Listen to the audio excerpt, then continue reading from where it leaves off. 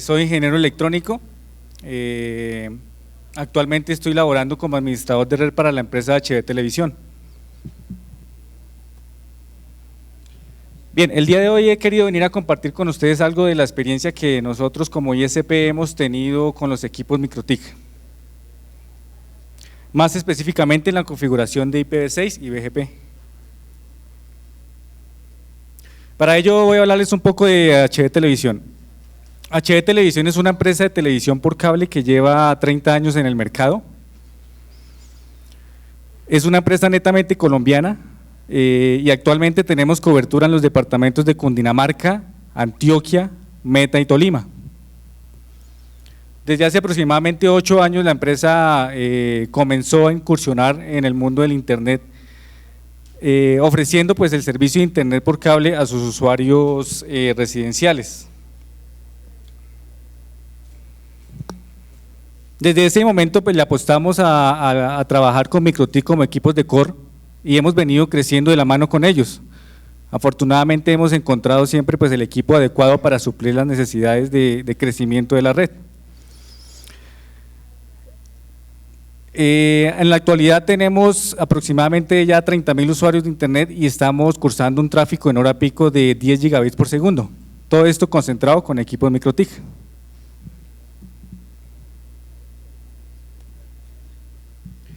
Recientemente la empresa ha adquirido unos equipos Metro Ethernet de marca Telco System, los cuales han sido desplegados en algunas zonas de aquí de Bogotá y en los municipios de la Sabana.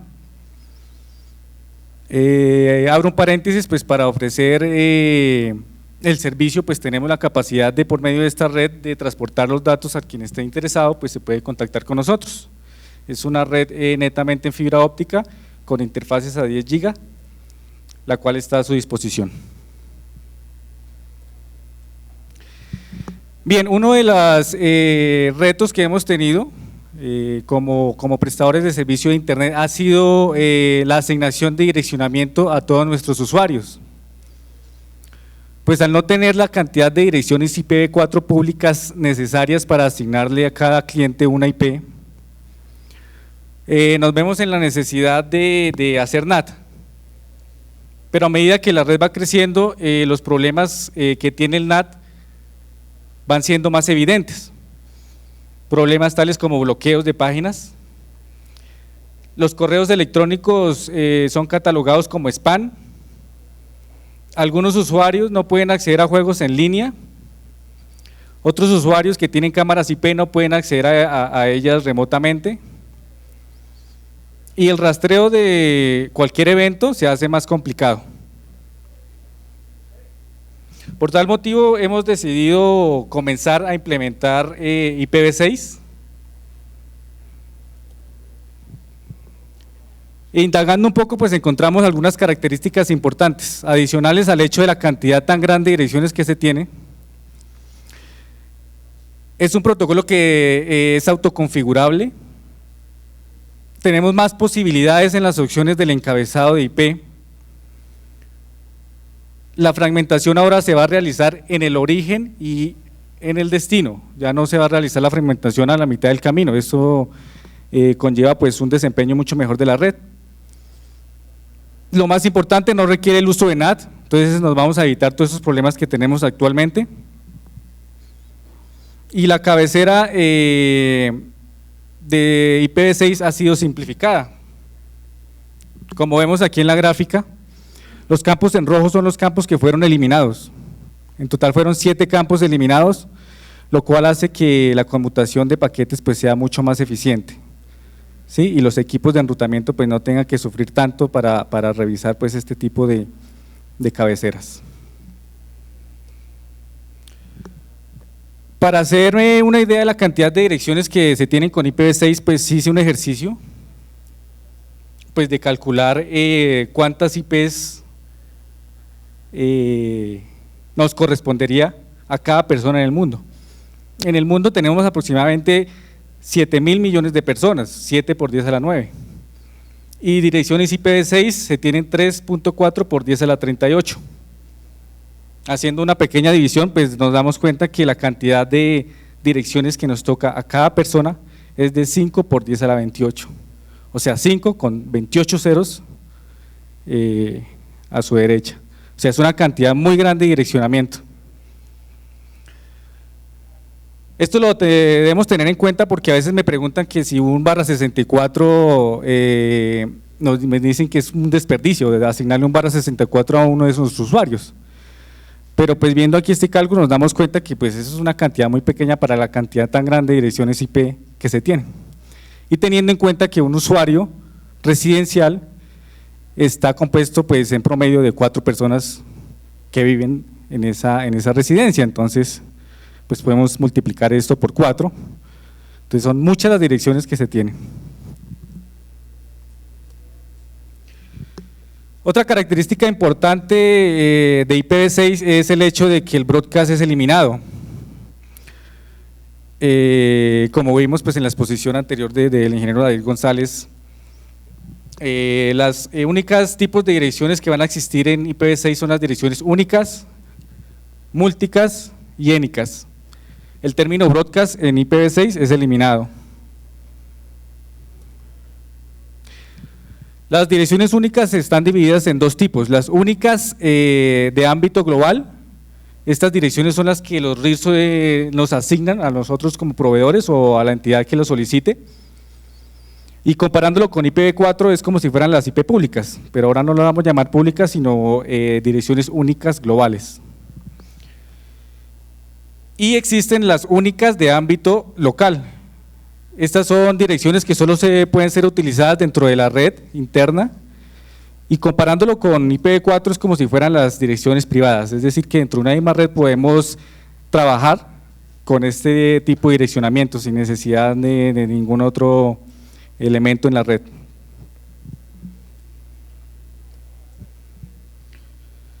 Las direcciones múlticas en IPv6 pues siguen cumpliendo las mismas funciones que en IPv4, algunos protocolos de enrutamiento, algunas otras tareas especiales. Adicionalmente, todo lo que se trabajaba como broadcast en IPv4, todas esas tareas se pasaron a trabajar a direcciones múlticas, es por eso que el término de broadcast desaparece. Por ejemplo, la asignación de direccionamiento por DHCP, que anteriormente se hacía, o en versión 4 se hace por medio de broadcast, en IPv6 se va a realizar por medio de una dirección múlticas, que es la Farofaro 05, 2.2.1, 2.3.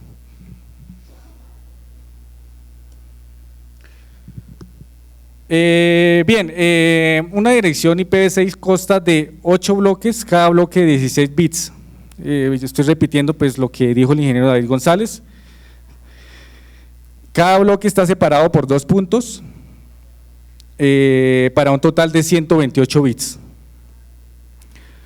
Las direcciones IPv6 ahora las vamos a identificar por medio de caracteres hexadecimales, a diferencia de IPv4 que era solamente decimales.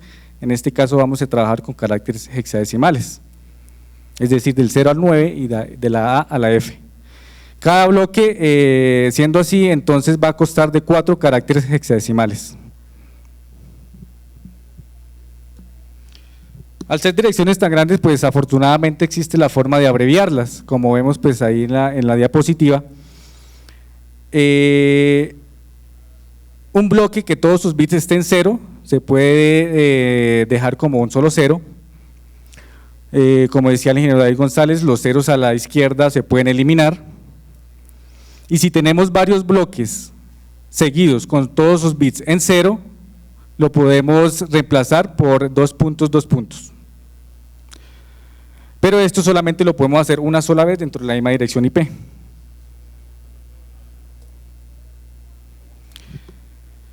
Bien, ahora en IPv6 ya no vamos a hablar más de máscara de subrep. Ahora en IPv6 vamos a hablar solamente de prefijos. Los prefijos son los bits que están más a la izquierda de la dirección y son los que nos van a identificar la parte de red o de subrep, pues para que los paquetes sean conmutados. Existen prefijos reservados, es decir, prefijos que no se pueden utilizar, como por ejemplo el 2002/16, que es destinado para el enrutamiento 6A4. Existe el prefijo FE80/10, son el prefijo destinado para las direcciones locales de vínculo. Existe el prefijo FF00/8, que es el prefijo reservado para las direcciones de múlticast.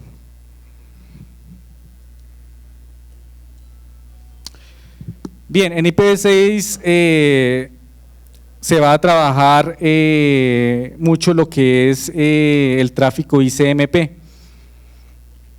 Más específicamente los paquetes Neighbor Discovery, ya que con ellos este protocolo va a hacer una cantidad de tareas especiales como determinar la dirección más de los nodos, encontrar routers vecinos, determinar prefijos y otros datos de configuración de la red, detectar direcciones duplicadas, determinar la accesibilidad de los routers, redireccionamiento de paquetes y la autoconfiguración de direcciones.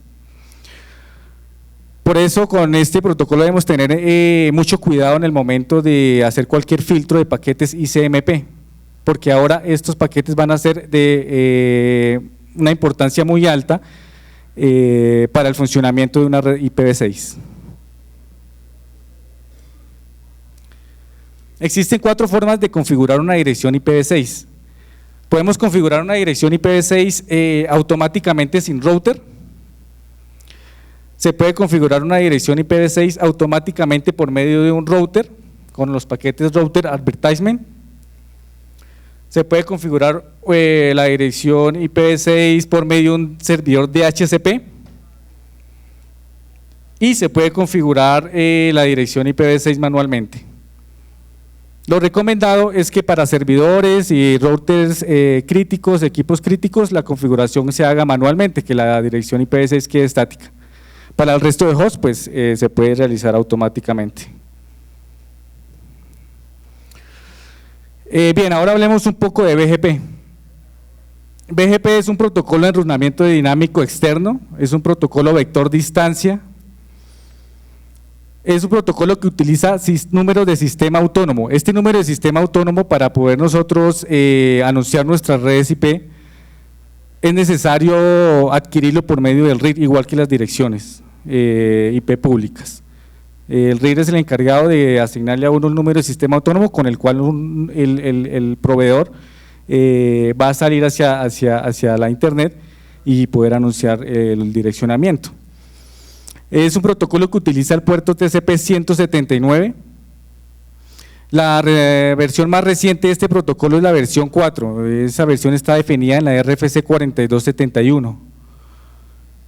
Adicionalmente, pues se creó una extensión de esta versión del protocolo que para definir multiprotocolo incluyendo IPv6 y es conocida como BGP versión 4 Plus.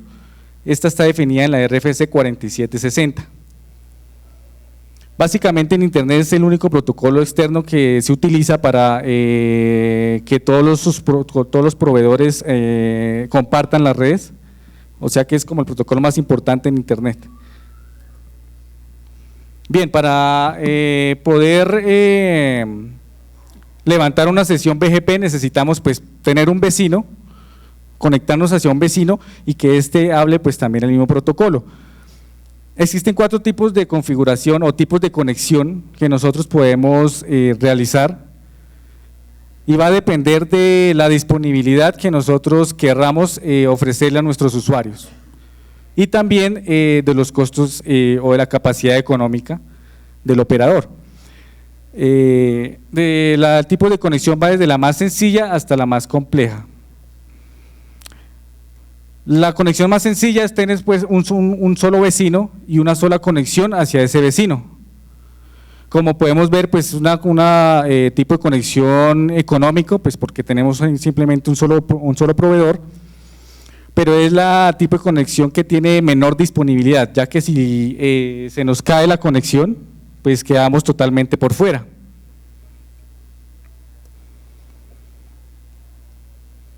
También tenemos el tipo de conexión dual homed, ya sea con un solo router, como está en la parte superior, o con 2 routers. La diferencia de la anterior es que tenemos 2 conexiones hacia ese vecino, o sea, tenemos un solo proveedor, pero 2 conexiones hacia ese proveedor. Nos da un poco más de disponibilidad, pero igualmente no es totalmente o 100% disponible, porque pues si no se llega a caer el proveedor, quedamos totalmente por fuera nuevamente. Podemos tener un tipo de conexión multi-homed, que es tener dos o más vecinos o proveedores, cada uno con una sola conexión. Y el tipo de conexión más complejo que podemos tener pues, para levantar sesiones BGP es dual multi-homed.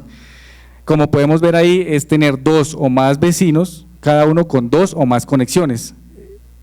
Como podemos ver entonces, esa es la red más compleja, la que tiene mayor disponibilidad, pero asimismo es la más costosa económicamente. Entonces, pues dependiendo de la necesidad de uno como proveedor, pues escoge el tipo de conexión que más le convenga. Bien, ¿cómo hicimos nosotros entonces para comenzar a desplegar nuestras redes IPv6 a través de los proveedores? El tipo de conexión utilizada es multi-homed, es decir, tenemos varios proveedores, cada uno con una sola conexión. El router de borde utilizado es el CCR 1072 y la versión en el momento de la configuración fue la versión 6.37.1. Entonces, el primer paso es habilitar el módulo IPv6. Por defecto, todos estos equipos vienen con el módulo IPv6 deshabilitado. Entonces, nos vamos a System Packets, allí escogemos el módulo IPv6, le damos Enable. Una vez habilitado el módulo, lo que tenemos que hacer es reiniciar el router. Después de reiniciado el router, pues vemos en el menú de la parte izquierda que nos aparece acá una nueva opción que es lo de IPv6. Por defecto esta no viene deshabilitada. Después de reiniciado, entonces ya vemos esa opción. Ahí es donde vamos a trabajar todo lo referente al direccionamiento, firewall, DHCP, todo lo referente a IPv6 lo vamos a trabajar por ese menú.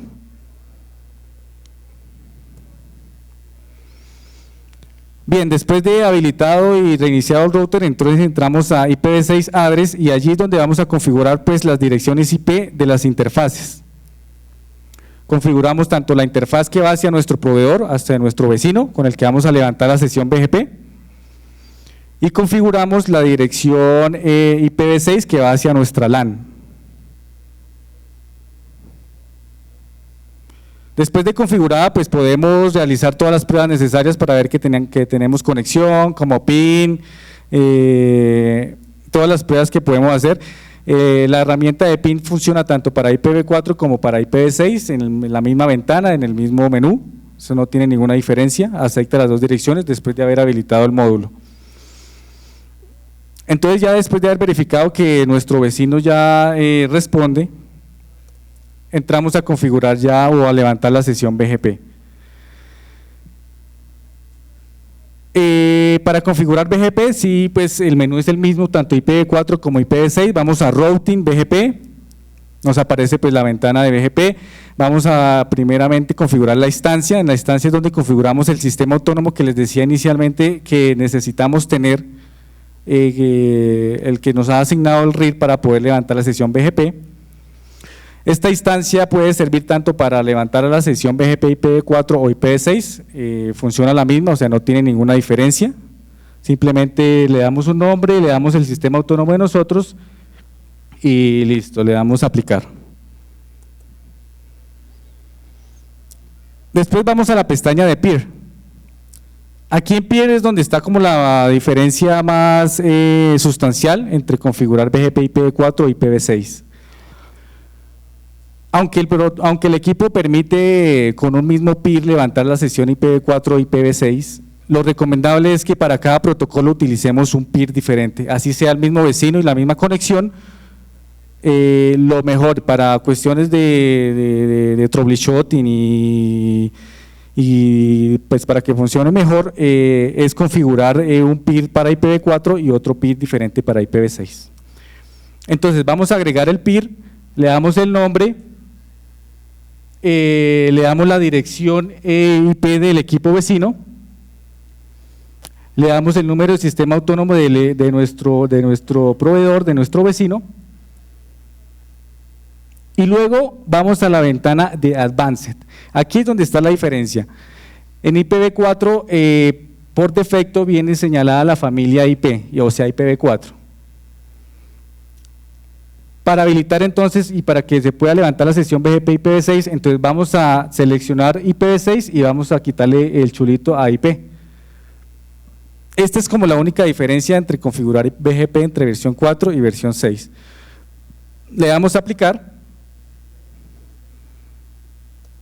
y luego nos vamos a la pestaña de redes. En esta pestaña sí vamos a compartir todas las redes, tanto IPv4 como IPv6. Entonces simplemente agregamos nuestra red IPv6 que vamos a anunciar, la red el bloque de direccionamiento que ha sido asignado, que nos ha sido asignado por el RIR. Y si todo ha salido bien y si nuestro vecino también ya ha configurado la sesión BGP con todos los parámetros, podemos observar que la sesión BGP ya ha sido establecida. Como vemos en la última columna de la gráfica, ya la sesión ha sido establecida. Ya vemos que el vecino nos está anunciando un prefijo, igualmente estamos anunciando nuestros prefijos y ya podemos comenzar a hacer todas las pruebas necesarias de PIN, de tracers, lo que querramos, para verificar pues que estamos ya saliendo por IPv6 nativo. Pues bien, esto era todo lo que les quería comentar. Muchas gracias por su atención y hasta una próxima oportunidad.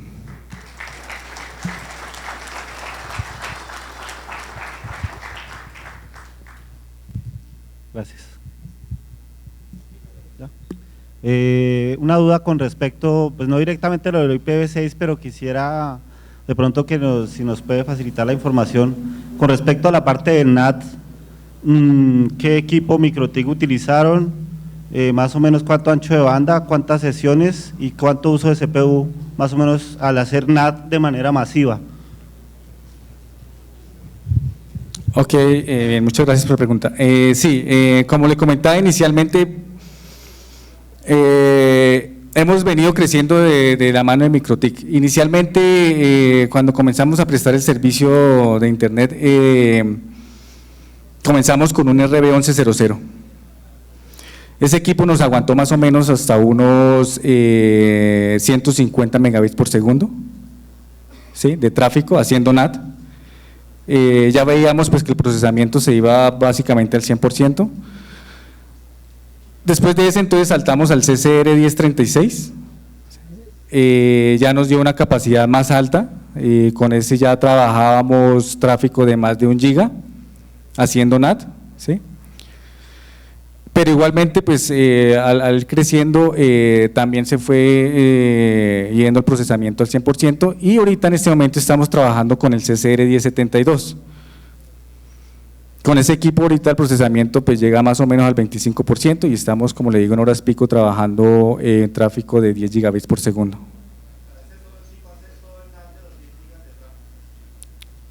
No, en este momento el CCR 1072 está como router de borde y debajo de él tenemos CCR 1036 distribuyendo todo el tráfico.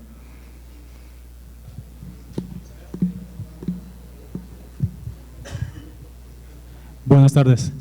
Una pregunta, con tantos usuarios, el tema del NAT, ¿cómo hacen para distribuirlas en diferentes IPs públicas o manejan una sola IP pública para natear a todo el mundo? Ok, sí, se maneja pues no solo una, porque pues ya con bastante usuario con una sola IP la red empieza como a colapsar, entonces utilizamos varias IPs, ¿sí? El equipo MikroTik, cuando uno activa el NAT, pues él automáticamente hace el balanceo entre esas IPs que uno le configure como salida, y pues así trabaja. Con, digamos, 4 IPs estamos sacando los 30.000 usuarios que están navegando. Entonces el equipo automáticamente hace la distribución de puertos, haciendo pues la conversión de puertos entre esas 4 IPs. Por eso es el problema los problemas que se presentan cuando uno hace NAT, porque pues esas IPs, por lo que son muy pocas IPs públicas, entonces normalmente los servidores la bloquean porque son muchas peticiones que él detecta como si fuera un solo equipo. Entonces, ese es uno de los problemas que se tienen con el NAT. Muchas gracias, Carlos. Gracias. El próximo expositor, Sergio